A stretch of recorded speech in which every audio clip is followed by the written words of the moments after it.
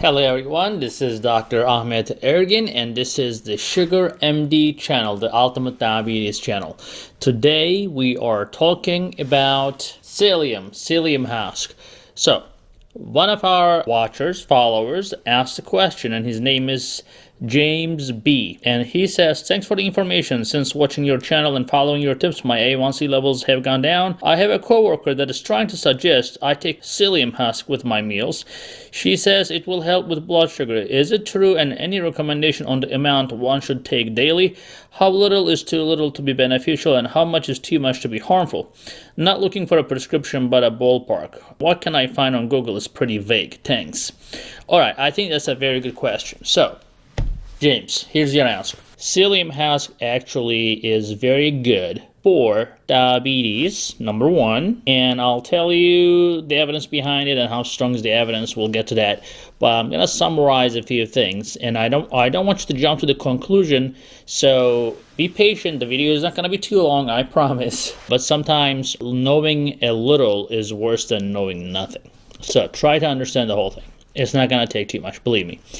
So there's some data that says that it helps with the diabetes, data that it can help with cholesterol, and then I'll explain to you how it does. And also there is data that says that it helps primarily the constipation, right? Constipation and diarrhea. Well, which one do you hate most? Everybody is different. I hate diarrhea more than the constipation, and I tend to have occasional diarrhea, especially when I don't eat right. So don't tell anybody. When you eat sweets and some bad food, especially when you eat outside, that can cause some diarrhea. My body rejects it, I'm telling you. So, but if you are having constipation, psyllium definitely helps.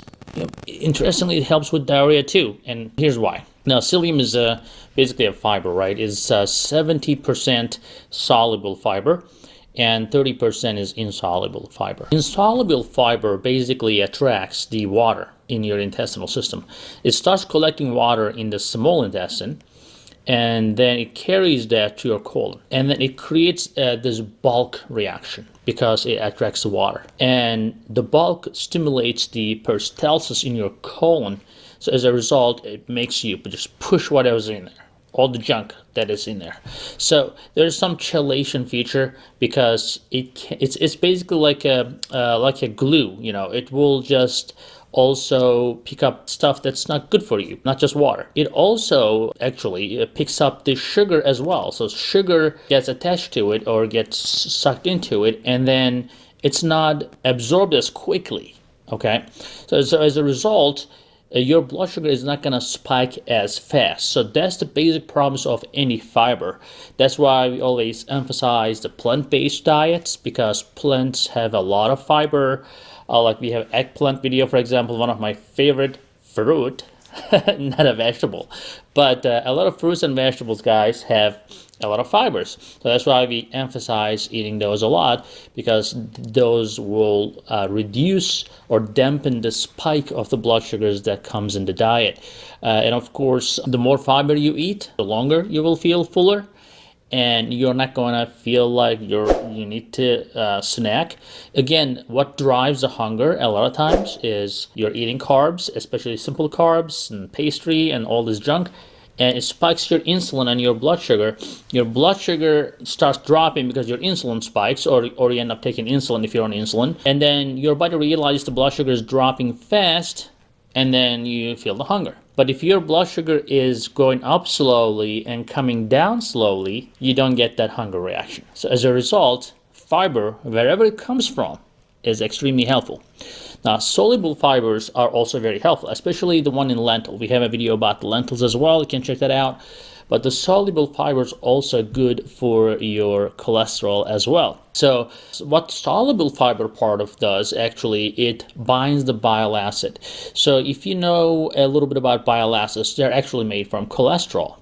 And there is what we call enterohepatic circulation of cholesterol. So basically, your cholesterol is made in the liver. It is sent to the bile in your gallbladder.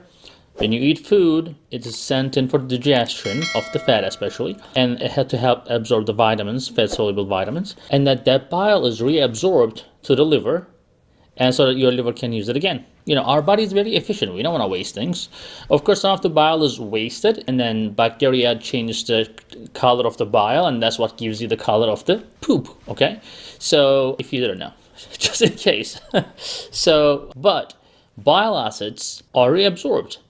Now, fiber, soluble fiber, and psyllium husk also, basically binds that bile. As a result, it's not reabsorbed. So, if there's not bile coming back to liver will be like, well, the bile didn't come back. Anybody? Where's the bile? I need bile. Well, your liver is not going to scream it like people do to each other, okay? So liver will say, okay, I'll just pick up some cholesterol from the blood.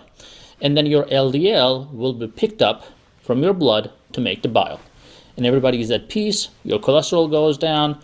Your liver is happy. Your body is happy. Everybody's happy. So fiber, as a result, is very good, especially soluble fiber. So psyllium husk has soluble fiber and insoluble fiber that helps both the gastrointestinal movement, but also cholesterol, and as we discussed, preventing the blood sugar spikes as well. Now the next question is how much to take. Well, it depends on how much fiber you eat.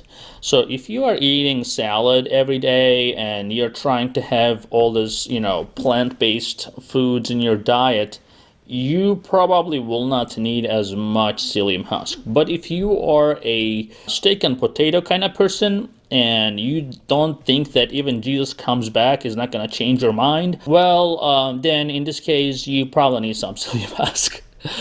Because you need fiber, dude. So if you cannot eat fiber, if you have this aversion against good food, then you will need some sort of supplement. And I think in that case, psyllium husk will be really helpful.